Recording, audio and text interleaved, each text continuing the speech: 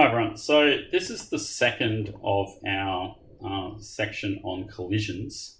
I'm still currently in lesson 6, and in the previous lesson we looked at how we could create a collision on the snowball itself. So we made it so the snowball, once it hits the ground, actually stays there, becomes dead to any further collisions, and then eventually destroys itself after 5 seconds. In this one, we're going to now handle collision with the snowman. So we're going to make it so the snowman itself is going to detect if it's been hit by a snowball. So I'm going to initially use the intersects function. The entity intersects function can ignore certain entities. So you can actually put in a list of entities that you want it to ignore. Because my snowman is already touching the ground, I want to ignore the ground. The other thing you can do is you can set debug to equal true. If you set debug to equal true, you'll actually see the collision box on this entity, which can be quite useful. So I normally turn it on true initially, and then once I am done with it, I make it set it to false. So I've said, okay, hit info is equal to self.intersects. By the way, hit info is actually the name of an object that you get in Ursina. So there's a hit info object if you look at the Ursina API. That's if this thing decides to load. We'll try that again. Hit info. Or maybe not. Okay, you can't see it there, but hit info is an object that you get. So with the hit info object, it has a number of variables. The first one is hit. So was there a hit? And then I can actually test to see what was hit. So if I go hitinfo.entity.name, it actually returns the name of the object that was hit. So the type of object I'm looking for is snowball. And then I'm just going to make it so that, just to show that I have been hit, I'm going to change my own color temporarily. And then I'm actually going to change it back after a small amount of time, or half a second. I'm going to change it back. So you can see that I've been hit by the snowball. I'm going to restore my color after a certain amount of time. You'll notice that I have a function called restore color where I set my color back to white. You can decide at this point to play a sound. So I've got a sound in my entity, and I said snowball hit. So sound.play, it's going to play the sound. And then the other thing I'm going to do is I'm going to destroy the entity that actually hit me.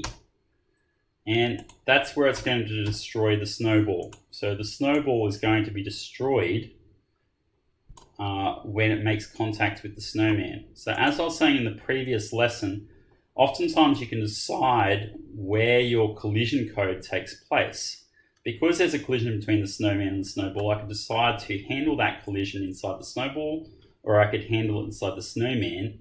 My advice is to do it that way, choose one or the other rather than choosing both, where contradictory events might happen.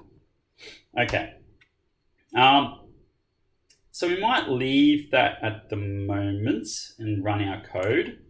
As I was saying, when you do collisions, I like to put the collisions inside a try block, mainly because if you don't, you can often get a nasty error, especially if certain things are being destroyed. So at the moment in this one, we're destroying snowballs, but that could interrupt with the snowball's collision, or that could interrupt with the player's collision, or it could interrupt with something else. So when it comes to collisions, sometimes it's best to put it inside some type of try block, just so you don't get a nasty error if for whatever reason something doesn't exist. And you could write a little message there saying it's a collision that's gone wrong. I'm just going to pass it. Right, so let's see what happens now. So we've got it so the snowball collides with the snowman, and when it collides with the snowman, it should change the snowman's color, and it should be destroyed. So it should temporarily change the snowman's color, and then hopefully the snowball itself will be destroyed.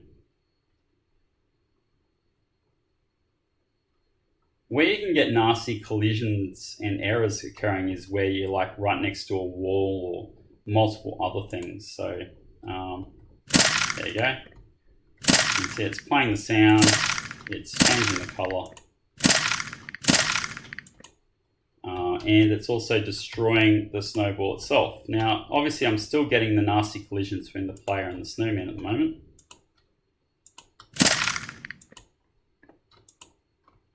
And the issue is that a lot of times, because there's so many snowmen, it may actually interfere with the snowball, whether it gets destroyed straight away or not.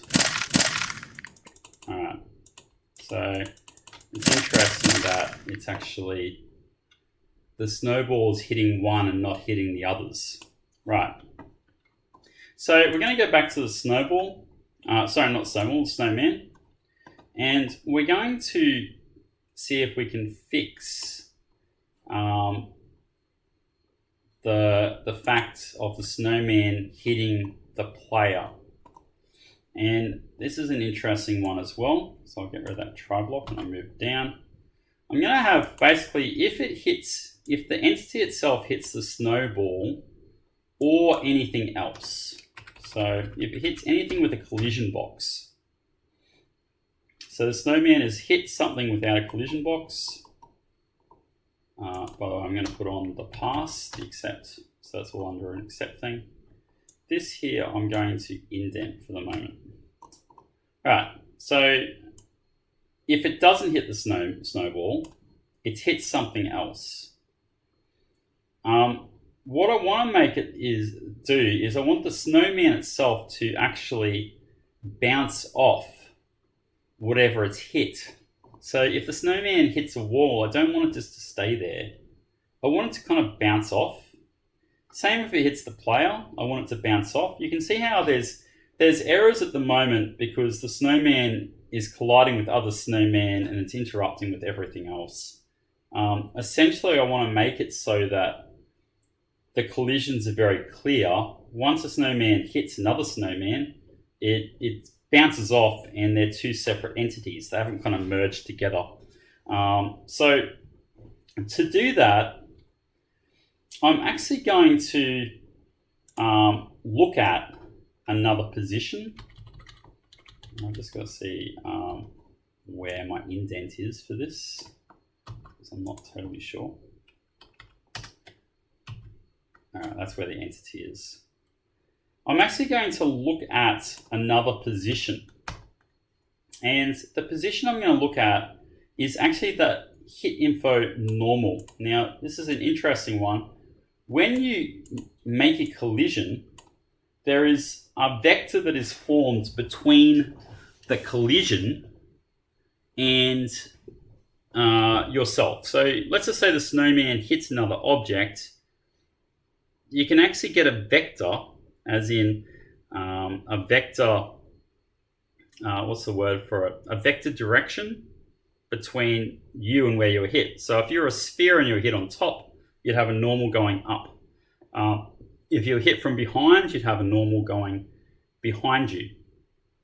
If you have a normal that is from the side, so you get the idea. The angle of that vector is determined during the collision, which is really, really useful to us. So what we want to do is we want to make it so the snowman, when it's hit, it's going to look at that normal. And the normal is actually from the other entity's position. So what it actually has, what the effect it has is it actually points the snowman in the direction opposite to where it was hit, which is how we get a bounce. So the snowman's been pointed into a direction where it was hit from, and or opposite to where it was hit from, and we're going to get it out of the current collisions. So one of the issues we've got is we've got to get the collisions away from each other. You don't want to get stuck with the collisions. So once we've got that direction, and we've made the snowman look in the opposite direction to where it was hit, I'm then going to actually update my position by that forward direction. So I've got it rotating towards the opposite, and then I'm actually going to update it. So there are a couple of interesting lines to think about. I suppose you could think about if that's the vector of the thing, you add that to the position and you look at it from that position. And then I'm jumping a bit out of the collision. Right, so that should actually make us bounce. In terms of us moving towards the player though, here's the thing. If you bounce away from the collision and then at the same time you are going to change your direction to look at the player, we actually have a bit of an issue. So if you can imagine that the snowman has bounced away from another snowman, but then all of a sudden looks back towards the player and the player is behind the original snowman, it's going to have the completely contradictory effect. So to get around that, what we want to do is actually give the snowman a bit of time to actually move in its current direction before taking up the chase of the player again. So to do that, I've created a variable called self-avoidance, and you'll see self-avoidance is set to false initially. But when it makes contact with something, I'm actually going to set self-avoidance to equal true. So it's hit something. I'm going to say, well, okay, turn on avoidance mode. And with avoidance mode, I want you to continue in exactly the same direction as you're traveling, just for a certain amount of time before you take up the chase of the user, of the player again. And I'll turn off that avoidance mode 3 seconds later. So here I'm going to invoke end avoidance, give it a delay of 3. And that should make it so it turns off avoidance mode. And then I'm going to now decide whether I'm going to move towards the player or not. So that was if the snowman's been hit. Now there's no longer a hit anymore. So instead, I'm going to see if I'm in avoidance mode or not. If I'm in avoidance mode, I'm simply going to move in my current direction.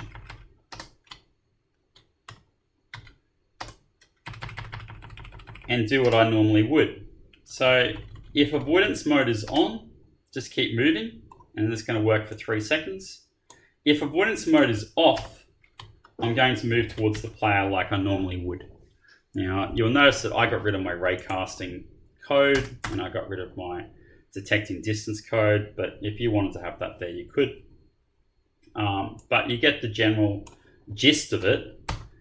The gist is that I am making it so that it's either going to hit something and bounce away, and then once it hits something and bounces away, it's going to keep moving in that same direction just for a little bit before it takes up the chase of the player again. Okay, and we'll see how this code goes. The only thing you'll notice that I've said here, I invoked end avoidance. I have to have a function here that will actually set self-avoidance back to false. So if I invoke this function and I turn on avoidance mode, I need to have it so that it ends that avoidance mode after 3 seconds. Right, it looks okay. Let's cross our fingers and hopefully, if we're lucky, it should work. What we're looking for here is the snowmen should be bouncing off each other or bouncing off buildings or even bouncing off the player. And they should, when it bounces, it should really bounce for about 3 seconds before returning to chase the player again. Okay, so this is the snowman. I'm just going to run towards it. There you go. It's bounced away. I run towards it, it bounced away. I run towards it, it bounced away. So, and the same should happen if a snowman runs into another snowman. They should actually, hopefully, if we're lucky, you should see them actually bounce away from each other. Yeah, so you can see there that if the snowmen run into each other, rather than merging now, they actually bounce away from each other. And so we've now got it so that our snowballs are working again, because there's no interruption with the collisions. Everything's working quite nicely. Right.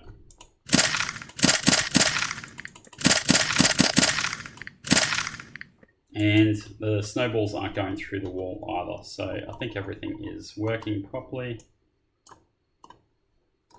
I don't know. Right. Okay, I think that will end our tutorial for now. I'll see you in the next one.